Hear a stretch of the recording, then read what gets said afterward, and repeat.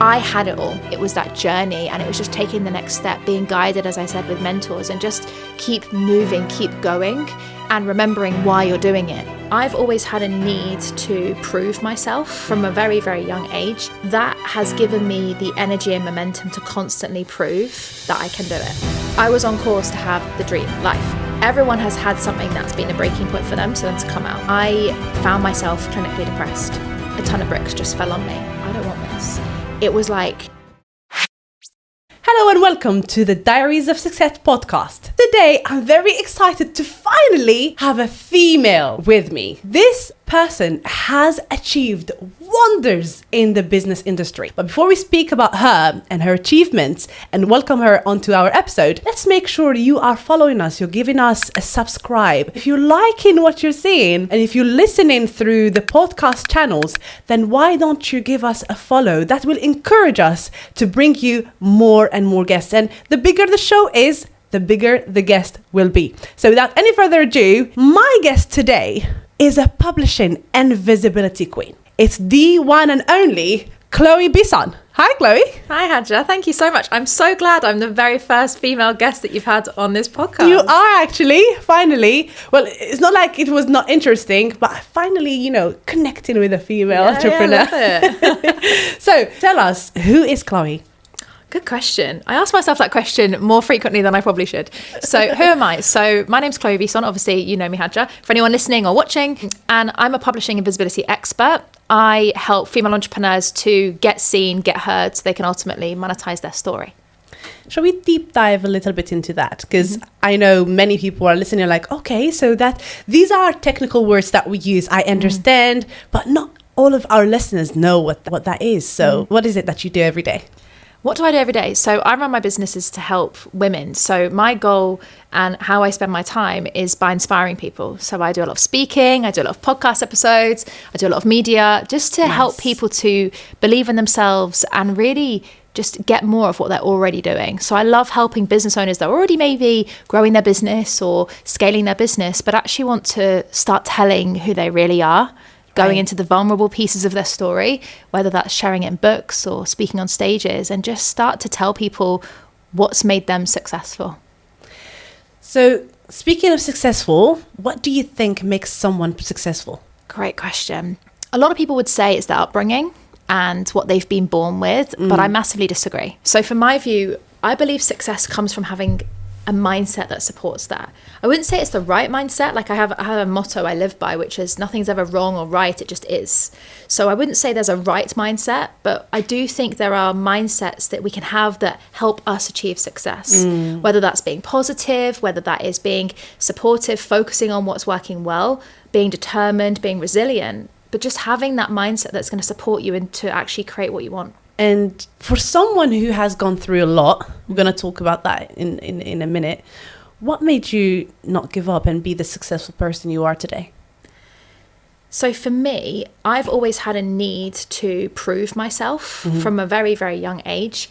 And again, we'll talk more about that later. But that has given me the energy and momentum to constantly prove that I can do it. I think a lot of us, and I'm not saying men have a different experience, but for a lot of us women, we often have to try and prove ourselves. Right. We find that people, it may be slightly different for us or anyone, any sort of minority group, often we have to fight for what we want. And I was from a background where my parents couldn't afford for me to go to university in a very rich island. I think I was the only person in school that didn't go to university. Wow. And I had to prove that I would still be successful. So to answer your question, I'd say for me, it's just always been having that hunger to prove and never accept where I got. I was like, right, now let's keep going. What's next? What's next? And just being completely open to whatever is actually possible. Right. That's a very, very interesting analogy. Now, how do you perceive success personally? And how do you see yourself as a successful person? What do you think was the moment where you said, you know what, I'm actually a successful person? Do you know what, as you said that, I don't think I would use those words now. I don't think I would say, I don't think I wake up and look at myself and say, I'm a successful person. I'd say where I feel I am now is I'm happy. the word success to me has an element of reward or measurement or metric to it. Having a certain amount of money in the bank, having, a certain number of followers, especially because I teach visibility, it's something we talk about a lot. But for me, when I realized that I had achieved what I wanted, it was because I actually feel whole and I feel happy. And I feel that no matter what comes up, no matter what stuff goes on in my life, no matter what challenges I face, I feel whole going through them, and I feel that I'm happy. And no matter what situation I'm in, there's that feeling fulfilled. That to me is where I think success is based. Beautiful. And do you think visibility is maybe playing a role into that? Good question. I would say a lot of people, when I mentor them, will come to me and say they want to be visible because they want people to believe them. They want people to take them seriously. That's like sentence I hear all the time. I want people to take me seriously. I want people to listen to me. I want people to buy from me. And there's a lot of ego and self-esteem that comes with that. And I always say to a lot of people I mentor, you've got to be careful when you try and get visible, because if you're doing it for self-esteem, when that visibility pauses, because that's life, you can't always be seen every single day. You can't always be on podcast interviews. You can't always be on magazine covers. Your visibility will pause, your self-esteem will drop. So I always say to people, don't try and be visible to feel good. Go for the visibility for a particular strategy, to grow your business, to get new clients, to build your following, but don't do it from a place of your emotions. It's got to be from a place of business. So I'd say visibility has helped me to feel whole and feel fulfilled, but not directly. The visibility has helped my business to grow. So financially, I can focus on myself. I'm not in a place of fear. I'm not in a place of, oh my God, how am I going to pay my bills? How am I going to pay my rent? Can I afford to pay my team? Where's the next client coming from? Which so many female entrepreneurs experience. And now I can focus on what makes me happy. And every morning I wake up and I ask myself, well, what will make me feel great today? What will inspire me today? Visibility has given me that. It's given me that foundation so that I have the freedom to think like that. Hopefully that answers your question. Absolutely, it does. And I'm learning, I'm learning from that, because we all want to be there and just making all those sales. But there is also a very, very fine line, as you said, between building your ego and making sure that you are successful using the visibility the right way, which is what we see right now. A lot of people are making those mistakes and end up getting depressed when their viewers drop, or just trying to do anything and everything just to make sure that they are on top of the range. So how do you make sure that you're making that distinguish moment or having that line that you don't cross? For me, it's about knowing your values. So my answer, if you'd have asked me a year ago, would have been to spread out the risk. So don't just focus on visibility. Have visibility as something you want to look at, like your followers or whatever. Have your sales as something you want to look at. Have your personal life as something you want to measure, and spread yourself out of those so that you're not just focusing on one thing. If you focus on just one thing, when it drops, because life is like that, you'll go down. Whereas if you're also thinking, well, actually, my visibility might have dropped, but my personal life has improved, or I'm sleeping better, or my sales have improved, that way you're kind of less at risk of your emotions. But now, knowing what I know and going through a lot of therapy and a lot of work on myself, I've actually realized it's about your values. And when I was in business, I used to always try and measure sales, try and measure money. And I remember one of my mentors, when he first set me a goal of 7 figures, I went so low, because I was looking at the numbers thinking, actually, I really want to make these 7 figures. I really want to hit my first million. And then when I worked it backwards as to what I'd have to do, I looked at it and I was like, I don't want this. And it wasn't that I didn't want the business for it.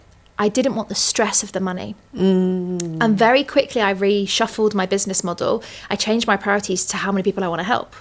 And so now I focus on a number of clients. Even now, I sell on stage, I speak in various different places, and I'm I wouldn't say I'm solely responsible, but I do a lot of the sales in our business, one-to-many. And now I just look at it in the audience and think, how many people do I want to welcome into our community?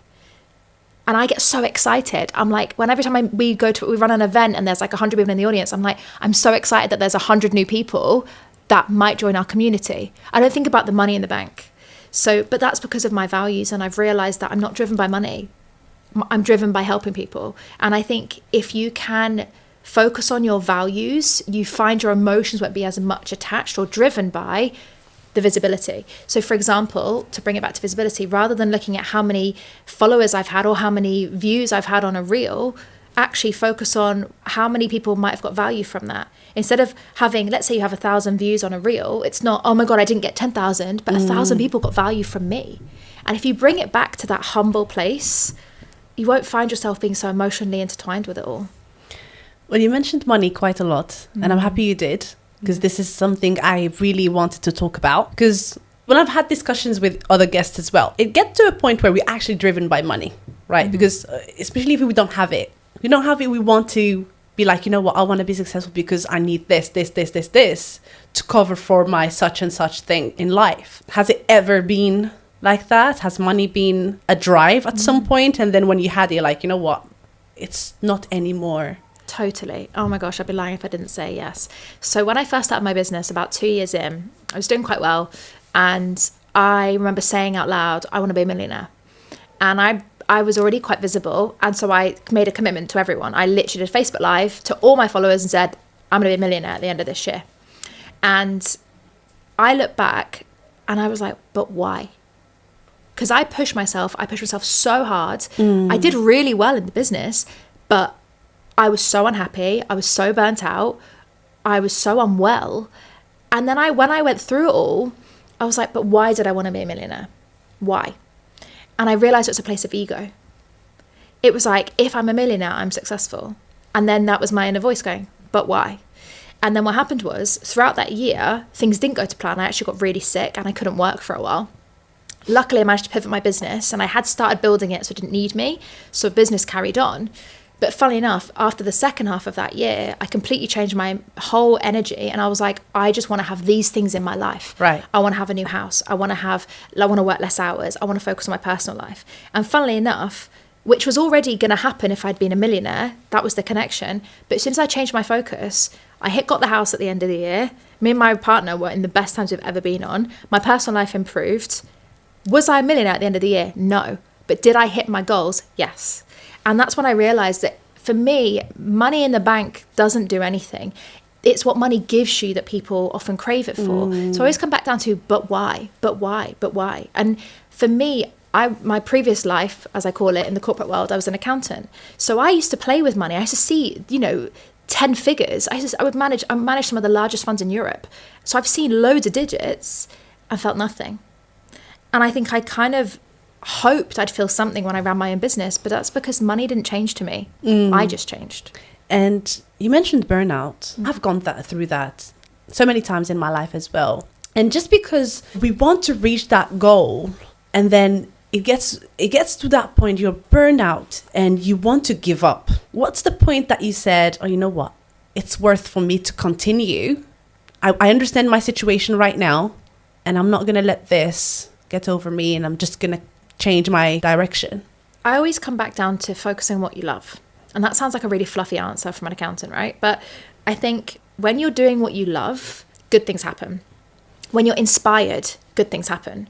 And whether or not you've analysed the how, if you are inspired by the what, it will come.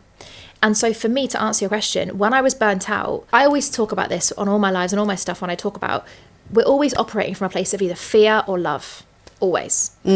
When we're going through burnout or we're about to hit burnout, the reason we're often doing that is because we're focusing on a place of fear, lack. I don't have enough time. I need to get all this done. If I don't get this done, bad things will happen. My health is not important. Lack. We're going down the place of fear. And I find that often when you zoom out of that, and the way I've always got through it is taking a break. And then when I take a break, I realize that I fall back in love with why I'm doing it. And then when you focus on what you love, if anyone's listening and you're close to burnout, you're knackered, you're tired, find things that you love. Do one thing a day that you love. Listen to your favorite song, watch your favorite TV program, play with your kids, do something that makes you feel love, happy, joy. And if you do that, you'll find yourself going back down the track of love. And yeah, you might still be tired, you might still be on the brink of burnout, but that energy will change and you'll find yourself not running out of time, but you'll find yourself getting everything done. You won't find yourself running out of energy, but you'll find yourself having more sleep because you're in a place of love and abundance. And I'm not very spiritual people, and I used to say this all the time, like I never used to teach spirituality at all, but going through burnout so many times, I was like, there's got to be something deeper here. Like this can't be a habit I can keep doing. Right. And that's when I realized that it's all about the energy you bring to something. A lot of the time we get burnt out because we're trying for things we don't have. We want money because we've never had it. Lack. But when you focus on what you have and what you love, you find you're not fighting for anything anymore. And actually, if you focus on that, that's what you'll continue to receive. Right. Brings that back to the point we spoke earlier, is the money follows when you actually serve people. Serving brings the income, isn't it? Well, let's speak about community. You mentioned that earlier as well. You're building a community. I don't know if you noticed I'm wearing pink. You are, I love it. Just to match.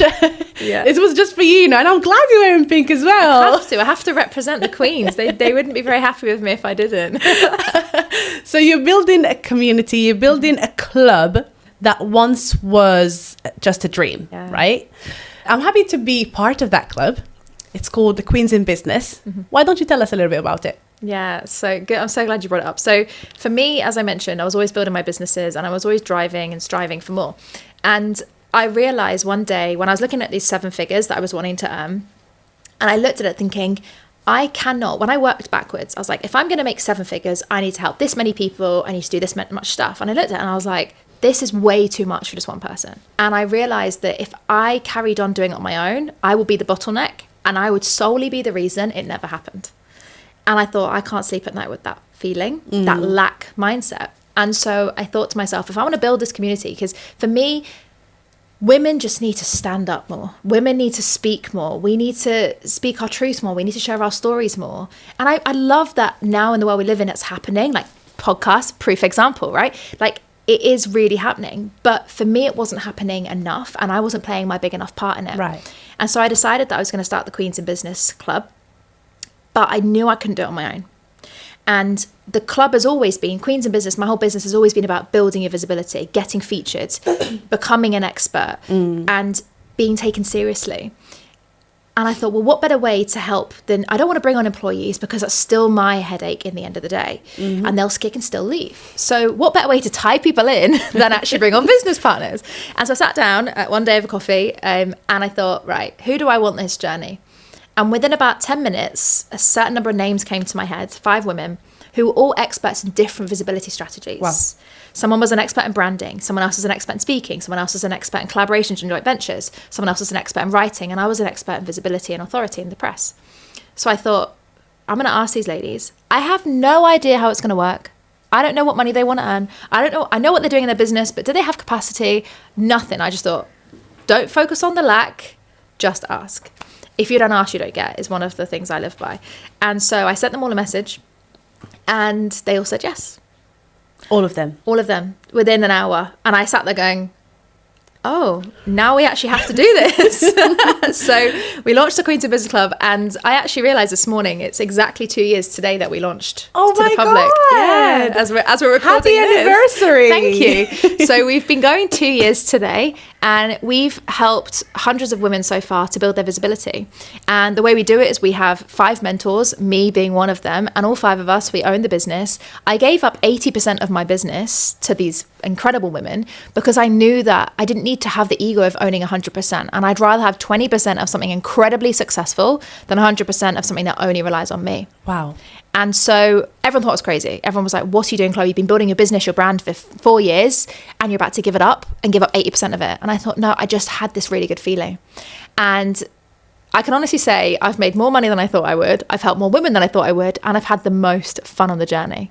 And like you say, now we're building a community where I'm walking down the street or at events and I'm seeing someone wearing a Queens of Business hoodie, seeing someone where people wear pink because they know we're pink and that's the color we represent. And it feels great. And I just feel like, I feel grateful to be in the community, not even just on one of the 5 co-founders. So yeah, it's been quite a journey, and I feel like I'm on a treadmill that's just moving without me needing to do anything, which just feels like so much fun. That's beautiful. And that also shows how people do trust you as well, because having 5 responses and they're all positive, and it just shows that people do trust you and they want to work with you for who you are, even if you had no idea of what you wanted to do, you had no idea how you're going to start this. But you know, I'm so glad everyone did say yes, and I enjoy working with them as well. Every single one of them is literally knowledgeable and they know what they're doing, and they're very friendly, and so I love the community. Being part of it, it's just amazing. So thank you for providing the platform. No problem. Thank you for being part of it and believing in us, because if it wasn't our members, our community members, those of us that invested in it to be part of it, it wouldn't exist. And when we run events now, you know, we're able to get some really big celebrities who want to speak on our stage and share their message and be featured on our shows and stuff. But they wouldn't say yes if we didn't say we've got 200 women in the audience who want to hear your story. So it's down to people like yourself who also want to be visible, that are sharing their message, that give us the platform to do this. Well done, well done. Well, why pink? Oh, do you know what? No one's ever asked me this question. So, as a kid, I hated the colour pink. Same growing here, up, right? You know. And it just never, I didn't like it. And I just remember one day looking at my brand. When I first started my very first coaching business, it was yellow, orange, and purple. And I think it was my mum said to me, why don't you try pink? And my reaction was like, ugh, I don't want light pink. I want strong. I want energy. I want fire. And I want empowerment, like red. And she said, but go for like a really rich, raw pink, like a thick, warm colour. And like literally like the pink on my jacket. And I saw this colour and I was like, that's it. That's the one. And so, but this was in my own business first of all. So I just started using pink everywhere. And I've always been good at visibility. I've always been good at getting seen because that's been my expertise. And then people used to say to me, Chloe, every time I see that colour pink, I think of you. I'm scrolling on Instagram and if I see pink, even if it's someone else's social media post, I think of you. And that's when I thought, this is it. So then when Queens of Business came about, I was like, well, everybody already knows me for pink. So why not continue that? And it's just been a colour that seems to have followed us. And then when we ran our very first event, the AV guy said, what colour stage do you want? And my first reaction was bright pink. And then ever since then, it's just continued and continued. And I think if we tried to rebrand now, I don't think we'd be able to get away with it. I think it would still, the pink will haunt us forever. Well, I don't know if you noticed, every event I'm in pink. You are, I love it. And every time we film you like doing a talk, it's like, we know Hadja's going to represent. and what I liked as well, even the men who attended, some of them were wearing pink. They do, yeah, they know. Because we always have a male panel, so I guess it's probably worth saying we're not about hating men, because I genuinely believe equality is not about spotlighting only women when it comes to gender equality. It's about being equal. So if we just say women this, women this, women this, we hate men, that's not equal. So I'm quite passionate about it, and I think it's about hearing both sides, hearing from both genders, hearing from different backgrounds. That's what equality is. So for us, when we started Queens, I was like, I don't want it to only be women on the stage and only women in the audience, because how are we going to learn diversity? How are we going to learn different opinions? How are we going to learn different strategies? It's not only women that have good strategies in business. Men have just as good strategies, if not better, in certain situations and industries. So when we put on our events, we always have a male panel. And we always have male speakers, and the amount of women that show up to it to hear the men's perspective, and the men that agree to be on it, because the male panel is not an easy panel to be on. Like the last event, I asked them, like, if you woke up tomorrow as a woman, what would you do differently? And they all looked at me and I was like, yes, I've asked that question because I want to know. And I think, the fact that they show up and they're open and they're honest and they're raw, it's just, that's what we want to create. So I like that, because I was going to tap into it. Now, what is the view of women that it's just a women's community? Yeah, I think a lot of women are burnt and upset and hurt by having less opportunities, having disadvantaged backgrounds.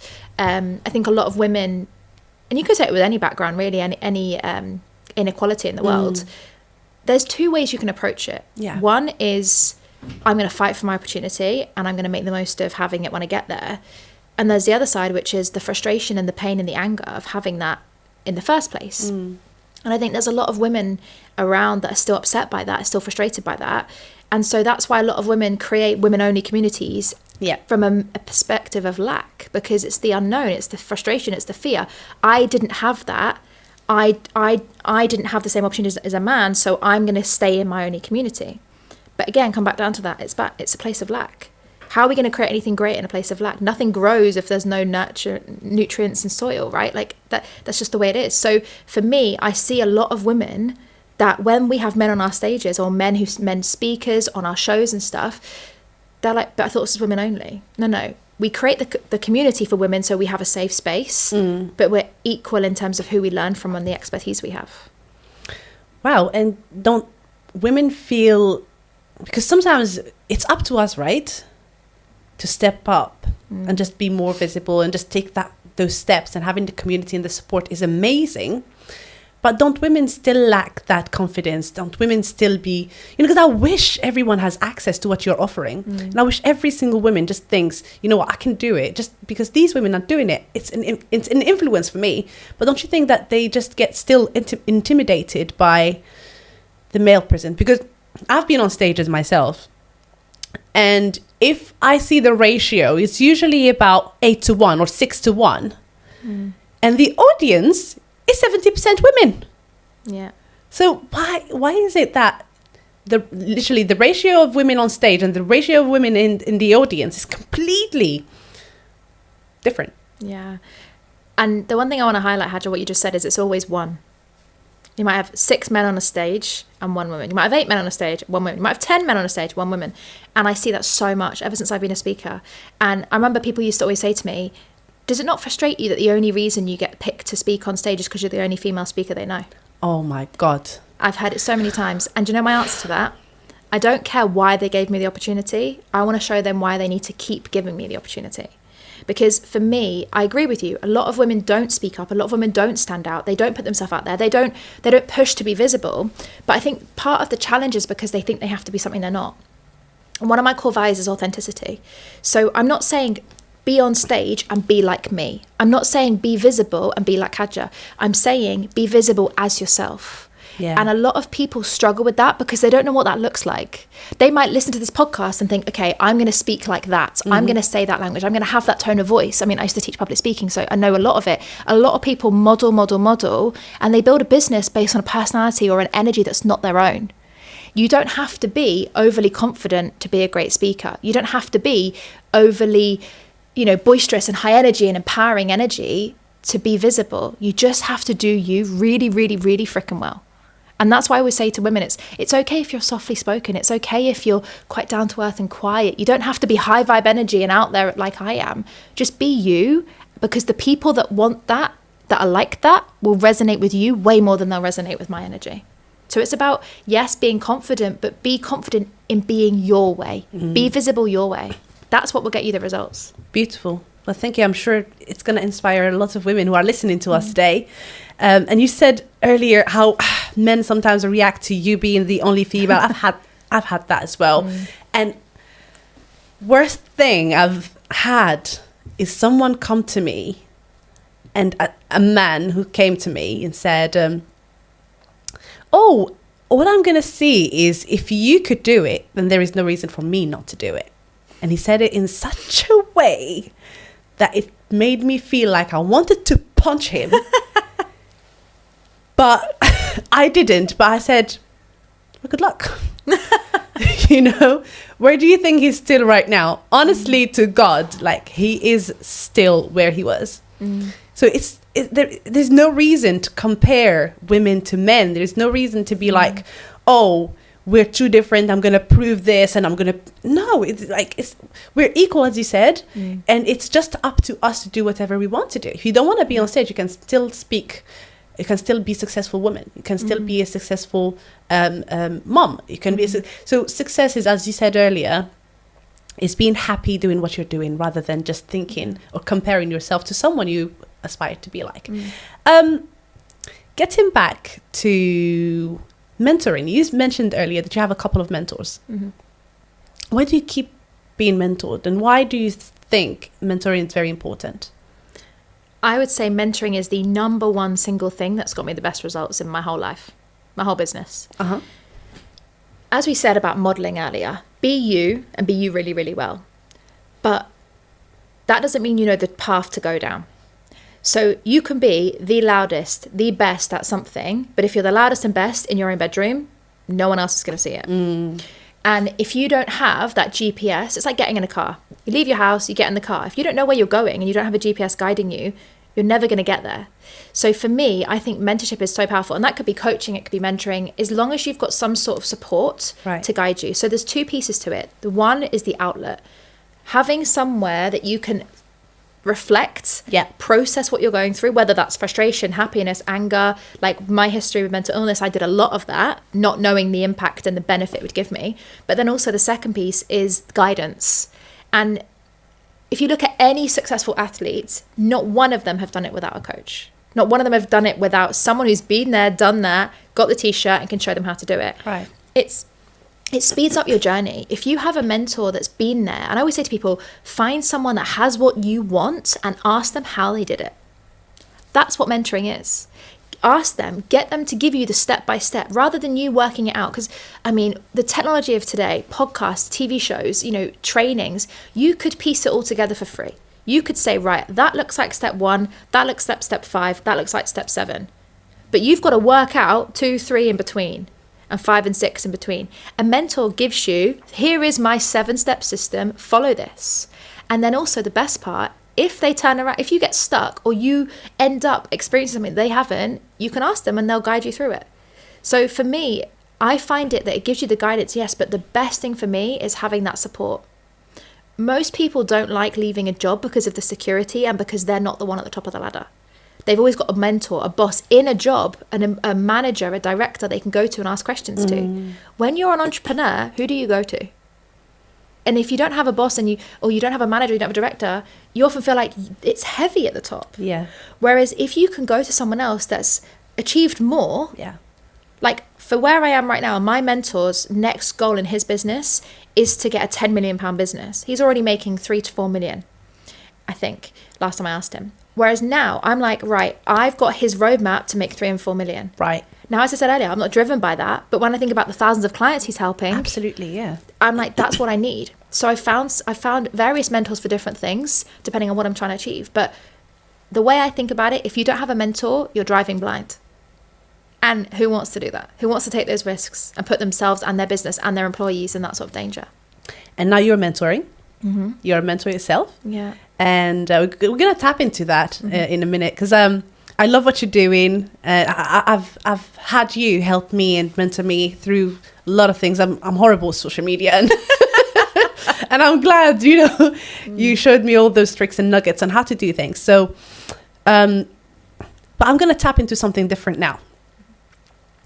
And I'm glad you mentioned it because I was trying to how am I going to corner you and just get you to speak about it? Oh no. All the roads didn't lead me to that, but you mentioned it, there you go, that's me. You mentioned your mental health and you suffered with quite depression and for some time, isn't it? Yeah. What was it? What triggered it? How was it?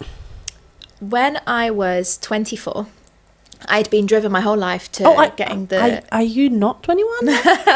Don't tell anyone, actually. No. So when I was 24, I'd been working since I was 18 and I forced myself through exams and various different things and I achieved quite a lot at a young age. So I was 24, I was a chartered accountant and I was a director of a global company. Wow. And I had it all. I had the dream partner, the dream house, the dream career. I was on course to have the dream life. And I'm sure many of you listening or watching, you probably know, you've heard this story before. Everyone has had something that's been a breaking point for them to come out and get through it. And for me, I found myself clinically depressed. So without going through the whole backstory, my partner of 4 years was unfaithful to me with a really good friend of mine and had been for months. So very suddenly, my world came crashing down because I lost my partner. Therefore, I lost my house because I didn't want to live in the same house as him anymore. My mindset dropped, my value dropped, my confidence dropped, my worth dropped. And therefore, when I found out that I was clinically depressed, I lost my job as well. Wow. And so I was unwell for about 6 months. Couldn't get out of bed. Couldn't see anyone. I think, if I remember rightly, the biggest win I had for a good couple of months was being able to get from the bed to the couch. You must be kidding. And it was horrific. Wow. From someone who's so driven and so wanting more, wanting to succeed, I then found myself succeeding to get from my bed to the couch. And it was like this moment of just complete, what I'd realized was I'd been completely in denial. And I'd been so unwell for so long, pushing and pushing and pushing and pushing and pushing, that when I actually accepted that I was depressed and my doctor told me, it was like a ton of bricks just fell on me. And I'd got to the point where I didn't really know who I was anymore because I'd painted this picture of success, this dream life that I'd achieved and it felt great. But then I was lying in bed, not really wanting to be here anymore, having quite literally lost everything except my bedroom. And the worst part was that I was completely oblivious to this illness I'd had for years. And so the worst bit was that I couldn't even trust my own mind anymore. And I just remember being there thinking, where has this all come from? You know, you hear the phrase ignorance is bliss. Like, I was so unaware, so ignorant to this, what was going on in my mind and my life. And I just kept fighting through it, pushing through it, the next milestone, the next success, the next everything, until the universe, whatever you say, brought me this huge breakup where I had to face it. I couldn't fight through that anymore. And don't get me wrong, I tried. I definitely tried to keep pushing. But when I then realized how unwell I was, I forced myself to keep going.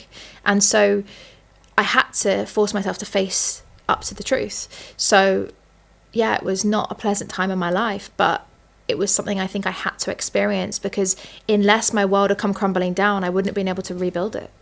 Well, I can't believe you went through all that. And your biggest achievement now was just going from the bed to the couch. So at this point, what was a complete turning point to becoming, you know what, I'm worth more than this. I want more than this. I can do better than this. How was it? Yeah. For me, I always think that there's a light bulb moment, or like a breakthrough moment, an oh, F it moment is how I describe it. And for me, I was coming out of my depression. I was sort of like 4 or 5 months through my 6 months of being signed off. And my doctor was saying about how I was starting to feel better. And my doctor said, Chloe, I was like, yeah, I'm ready to go back to work. When will you let me go back to work? And little did I know, she thought I wouldn't be able to go back. So she'd actually said to me that she thought I needed to take it easier, maybe have a easier job, a less stressful job. And she even suggested possibly taking more time out and being supported by benefits. Now, I'm not saying that was the wrong thing for many people. I know a lot of people live like that. But for me, being so driven for such a long period, even taking 6 months out, I felt sick with myself. I was so angry at myself. I had so much rage towards myself that I'd even got myself into this situation. So when she suggested me not actually going back and me just, you know, living on benefits, I just thought, I'm 25 years old. Like, I've got so much more in my life. And I think for me, that was a little spark that just made this fight come back. And I didn't need a lot of fight. It was a teeny tiny spark that just lit up my needs to do stuff, to be driven, to be inspired again. Now, I don't know if she did that intentionally. She may say that now, who knows? Right. But that was the moment where I was like, I'm not sitting here for long. And I had a decision to make. Either I follow her instructions and have an easier job, an easier life, and no job, or I actually use what I've learned and the experience I've had and the pain I've had to do something different. Because what I'd experienced going through my depression was I had to do a lot of deep work. I went through a lot of therapy, a lot of counseling, a lot of psychology appointments. And I learned so much about myself that it was so insightful that I thought, what if I could help other people or use this for good? Use this pain for good. And that to me was the breakthrough moment, that oh F it moment, where I was like, no, there's more to me than this. And that fight just came back, and it didn't come back quick, but it was like the spark lit and it started to flow. And that to me was when it was the breaking point. And within about 6 months, I'd started my business, and everyone thought I was mad. Like my family, my friends were like, Chloe, you've just gone through a very, very, very serious clinical depression. Do you really think now is the right time to start a business? And I just thought, yeah. And what was the first business you started? So I started a coaching and consulting business, and I was just open to helping anyone. I'd already been training a little bit. I trained a lot and spoke a lot in my actual career. So to me, it was just doing more of this, but for myself. So I just did what everyone does, designed a logo, designed a website, started telling people on social media, hey, I'm a coach. So many people are in this stage, you know. So many people are literally where you were. Yeah. And that's what I did. And I remember reaching out to a few friends, and one of my friends knew a journalist from the local paper. Wow. And so they interviewed me because depression was a big topic. It still is now, or should be in my opinion, mental illness, and they interviewed me about it. Wow. And then they knew someone at the BBC in the local BBC radio and said, well, they'd love to hear your story too. And so it just kind of flowed from there. And my 2 very first clients were actually employees at my old company. Wow. So they must have seen it on social media, heard it on the radio, and they both came to me separately. They didn't know each other, and said, Chloe, you used to mentor me in my job and used to help me get promotions and give me career pathways. Like, I still need that. Would you be up for doing it? And we'll do it privately. And I just thought, yeah. So as soon as I got my first few clients and people started hearing about me, talking about what I was doing, I started putting on events, I started teaching more about it, and then I started scaling it. And that was kind of the beginning of me becoming a business owner. And then the journey continues to now being one of the leading female entrepreneurs out there. And, you know, that, well done. I mean, thank you. Yeah, you're someone so many people look up to. Thank you. It's definitely not been an easy ride. And for anyone who thinks I just started a business and got featured in the media and woohoo, this overnight success, it definitely wasn't that. I think a lot of people paint a picture of this whole like 7 figures in 7 days or an overnight success. And I don't believe anything is like that. I feel like you have to build the foundations. Yep. Yes, the success might happen overnight, but the foundation can be laid for months or even years.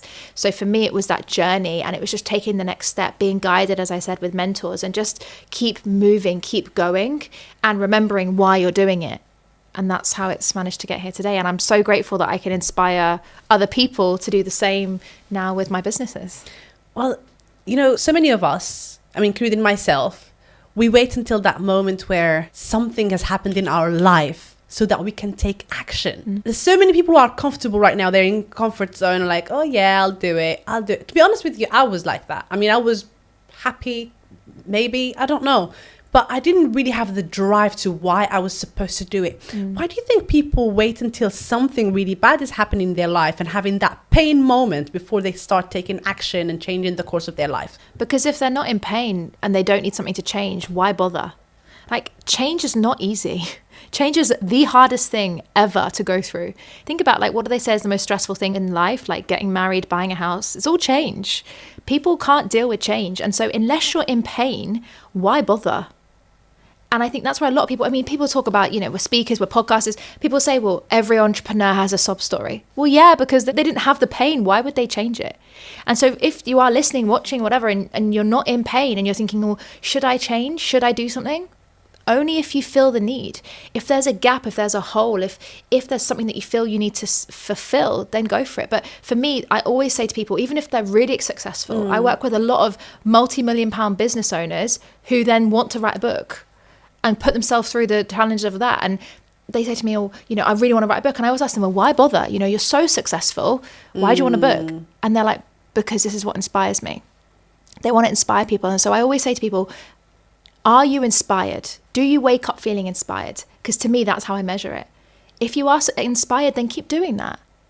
If you're not, then maybe something needs to change. Well, great. Well, thank you so much for the nuggets. It's helping me too. I'm saying I'm learning quite a lot from this session, from this podcast, as much as our audience is, I'm sure. Well, let's play a little game. We have a thing in this podcast. We like to play games with our guests. For not having fun, why are we doing it, right? Absolutely. So I'm sure many of us know the concept. It's called Would You Rather? Oh God. Okay. I have too many bad memories of playing this game. Let's hope it's a bit more PG than what I played before. So I've prepared a set of questions and you have 2 seconds to answer. If you prefer not to answer, you'll have to sing. I hope you're not a good singer. Oh, God. So if you decide, oh, can I not answer this one, then you can choose a song and you can sing. Okay. Are you okay? Yeah, let's go. Beautiful. Well, before we play this game, for all our listeners and all of you watching through YouTube, I would like to say I'm hoping you're enjoying this episode. Let us know in the comment section, what are your questions and what do you want to know a little bit more about Chloe and what you want to ask her. And maybe we're going to bring her for a second episode. Who knows? Maybe, right? Yeah, why not? Well, she agreed already, so. You should have asked that after playing this game. Remember my different answer. This is why I've done it before we play the game. You know, yeah, I love it. So yeah, just give us a follow. Just follow us on all our social media. We're on TikTok, we're on Instagram, we're on Facebook, and we're gonna tell you a little bit later how to get in touch with Chloe. So now, without any further ado, would you rather? Right. So would you rather be the CEO of your own company, which you are right now, or be a millionaire for a year working for someone else? CEO of your own company, definitely. Right. Gonna come back into that. Would you rather find true love or win the lottery tomorrow? True love. Okay. Ooh. Would you rather have 3 businesses generating 1 million each or having one business generating £3 million? 3 businesses generating 1 million each. Oh my God. You're answering everything the opposite the way I would answer it, actually. Really? Somehow. Interesting. Somehow. Would you rather sing for a year or dance for a year non-stop? Are they both non-stop? Yeah, non-stop. Dance all day long. I dance everywhere. You have to do that next time you go on stage. Would you rather be a billionaire with no time or a billionaire with no friends? Oh, God. 2 No seconds time. are up. No time. I said no time. I need friends. We all need friends, yeah. You need friends, yeah. I'm going to let you go with that one. You went a little bit over 2 seconds, but it's okay. You don't have to sing. Last one. Who would you rather have speak at your event? Michelle Obama or Beyonce? Michelle Obama. But can Beyonce sing at my event? Because that might be a bit different. We have Carrie. I know, yeah. Carrie and Beyonce would be amazing. No, Michelle Obama. Do you know what? I'm going to have a bonus one. Okay. Who would you rather have follow you? Andrew Tate or Stephen Bartlett? Stephen Bartlett. Oh, Yeah. great. Well, let's look back to some of the answers you gave me. Mm-hmm. So you said you would rather have 3 businesses generating 1 million each, Yeah. rather than having one business generating £3 million. Yeah. Why is that? Less risk. If you have one business, even if it's all, risk spread, you've got loads of different products and services, as much as your time is spread across 3 businesses, there's more impact for me. You can have impact to different areas if you've got 3 businesses. I have 2 businesses right now. So that kind of answers your question, I guess. I think for me, it's about, I love variety and I like the less risk as possible. I don't have a big risk appetite, which is quite ironic as an entrepreneur. So for me, I love the variety of having 2 different businesses. Like I mix my days between being on podcasts, talking about visibility, and then reading someone's book I'm about to publish. Like I just love the variety of that. Right. And I think there's a lot less risk in having 2 different businesses or 3 different businesses, because if one goes down, you've still got the other 2 to keep going. Is it like don't put all your eggs in one basket? Exactly. Right. Got the answer. You said you would rather be a billionaire with no time. So you value friends and family? Yeah. Elaborate a little bit more. For me, it's lonely at the top. And I'm definitely not a billionaire, put that out there, but I've been there where my business was my life and I didn't really have many friends that resonated with that, because when we start businesses, obviously a lot of the time we're alone. So I would rather have friends, but very minimal time with them, in other words, no time, than having loads of time and loads of money, but no one to spend it with. Yeah, that's so true. That is so true. I would definitely have answered that the same way. Good.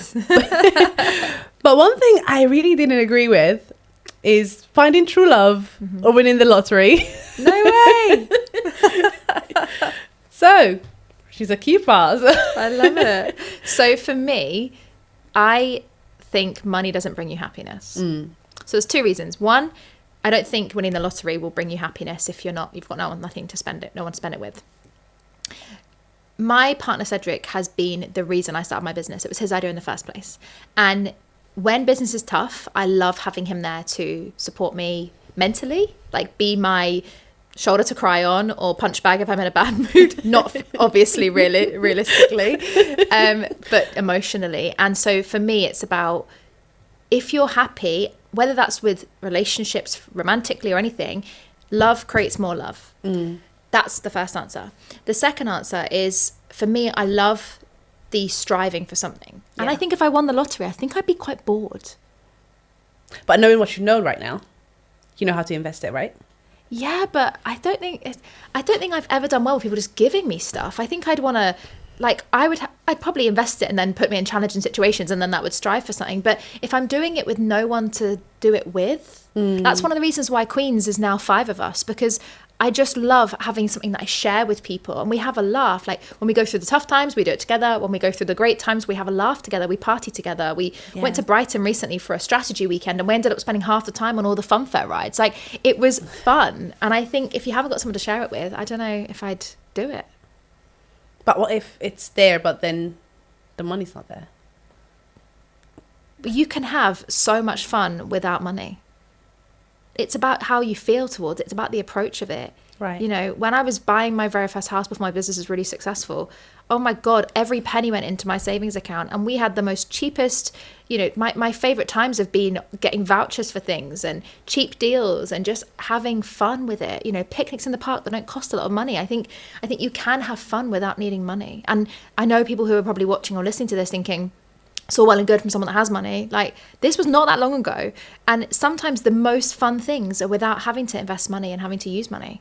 And if you focus on what you don't have in money, you're never going to get it. So it's about focusing on what you do have and being grateful and loving what you do have. And then you'll get more of that. Nice. Beautiful. So the next one, you said you would rather have Michelle Obama speak at your event. Yes. I would agree with that one as well. Let's make it happen, guys. Why? Because I think she is someone that has fought a lot of diversity, and she has championed for so many people, women a lot in particular. And I just think no matter what happened with her fame, no matter what happened with her husband, no matter what happened with her life, she's always stuck by her core values. And I would love to pick her brains on what she would do now and what she would do different. Well, you'd probably have her one day in your podcast. Yeah, let's make it happen. Yeah, let's make it happen. Well, you know, manifest it and it definitely will happen. Yeah? Yeah. Cool. The last one, Stephen Bartlett. Yes. Yeah. Honestly, I think he's amazing, but I'm also just massive, not a fan of Andrew Tate. And I will happily say this publicly. Because I think, don't get me wrong, from someone who's a visibility expert, he has done amazingly well at going viral by being hated. If you are Marmite, love or hate, you are going to go viral. It's just the rule of visibility. But I just don't agree with some of his statements. And my partner, Cedric, doesn't either, but is always showing me them like, look what he said about this. And so for me, I'm not saying I don't like him. And I would love to get him on my podcast because I'd love to ask him questions that's not necessarily what he's answered before. But I think for me, not as much of a fan. Whereas Stephen Bartlett, I really admire. I've watched him at events. I've been around him before. And I think he's an incredible human being to work closely with. Beautiful. I kind of agree with Andrew Tate with like 80% of the things he says. So I think having him on the podcast will clear a lot of the questions that you have in your head. Yeah. So another person on your to-ask list. But I'm not sure he would come on knowing that I'm going to grill him on various topics. You know, people don't want to be put in those situations, but let's see if we can make it happen. Trust me, he will. Trust me. That's the thing he actually loves the most. I mean, everyone who has him on his podcast is just mainly make sure that they ask him those controversial questions. So I think he will. Love it. The more you hate, the more, not hate, I mean, the more you disagree with him, the more he will bring. Yeah. Oh, we spoke also about publishing. So now, because these are two businesses of yours, well, of course you have the community Queens of Business in place. We also have like the publishing and you have the visibility. Yeah. So what do you help people and why publishing? Yeah. Well, they do go hand in hand, isn't it? They do, yeah. They're just different authority assets. So I teach the concept of authority building assets. So whether you have a strong social media following, whether you have a podcast, whether you run events and you speak on stage, it's important to have authority building assets. These are assets that build your authority. So media, being featured on stages, this will help people to see you as an authority. Right. A book is a really strong authority building asset. And it's one of the things that I noticed when I was writing my book that not many people know how to do. Writing a book, publishing a book, they think they have to get publishers that will take 90% of their profits. Wow. Most publishing agencies take 90 to 95 of your profits. Wow. And I was like, I couldn't afford that at the time. And I didn't have a big following then. So a lot of publishers wouldn't have taken me up on it. So I decided to start my publishing agency that helps people that don't have a following, leverage our following and write their book, publish their book. And at the moment we have a 100% success rate with best-selling authors. So, you know, it's been a couple of years and I'm loving every minute of it. Isn't it a bit stressful knowing that you have all that, not a challenge, but more of kind of a burden or... that someone is literally trusting you because they want to be best-selling author. I'm happy you have a 100% success rate and every single one you published is literally bestseller, including yourself. Yeah. Multiple best-selling author, isn't it? That's beautiful. So isn't it a bit of a stressful moment? Yeah. Every time we do it. But I love it. I love the challenge. For me, I love that people trust me with their story. And the thing for me, my number one goal in life is to constantly be inspired. And what better way to do that by reading people's books, being part of their books, hearing their stories. When we do various different ways where people have written their own book and we publish it, but one of my favorite things to do is when we write their book with them. We do it by interviewing them, like on a podcast. So I would ask them questions. And I love hearing their story because I think, I can't believe I'm going to help them write this and get it into the hands of other people. So yeah, there is a lot of pressure, but I trust the strategies that we teach, because the strategies we teach around visibility is what we use to launch the books. So I'm just trusting that what I've done before works, and that I'm going to constantly learn and grow my brand so I can grow their brand. So it's kind of just like mentoring, but it's a different level. Yeah, and there's no reason to reinvent the wheel because this works. So yeah, exactly. And for me, the pressure is massively outweighed by the look on their faces. There's 2 times that I see the look on an author's face. The first time they ever see their book cover, they just light up. And that, for me, I love it every time. And I'm not the one that designs it, but I still love it. I'm like, yes, look. And that's the first one. And the second time is when their book hits number 1 on Amazon. Wow. And I bet you have a great team behind you. Yeah, they're amazing. The team are incredible. And I've got people that have done it with me since my very first book, and they had no idea what we were doing. We were just publishing my book and having a go and having fun with it. And now they've published, 22 best-selling books. So the team are incredible, and they're amazing writers, amazing designers. And I love how they're as equally excited as I am for the books to go out there. And it's just very grateful for having them. Wow. So how important is it to have a great team behind you? The number one thing. Sometimes you feel like you want to ride this ship all by yourself, but then... Yeah. I think for me, there's no such thing as a self-made person. If someone tells you they're self-made, they might feel like they've done it on their own, but there's always been other people involved. And I think a lot of business owners are so used to being on their own that they're actually the bottleneck of their business. Yeah. And if you can get a good team around you that align with your values, that they're motivated and inspired by you, then it's like they're the wheels on the car. They're the wheels that keep things going. Wow. And you're there to work with them. You might be what I would call the petrol, you're the fuel, you're the stuff that makes the wheels turn, but they're there keeping the vehicle moving. And when you realize that you have a good team around you, or you need a good team around you, things just happen. And then if you ever have, like I have, very low moments or times where I just feel like, my depression comes back, it's them that keeps me going, because I see their excitement and I see them and I think I've got to keep going for them. And it's just so vital. So it works both ways. I'm glad you have a great team. It's making you who you are to them. They're helping you to shine and be and inspire many other lives as well. Now, you built a brand by accident. Yes. Yeah. What happened? Yeah. So for me, I never really had the intention of building my brands. I was always in other people's shadows. So when I was running my business, I'd never really even used my own personal name. I used business names. When I started my speaking career, I was speaking for other people's businesses, not my own. And then people just started knowing my name. And they used to call me the queen in business, the queen of business. She's the queen. And I was like, where is this word queen coming from?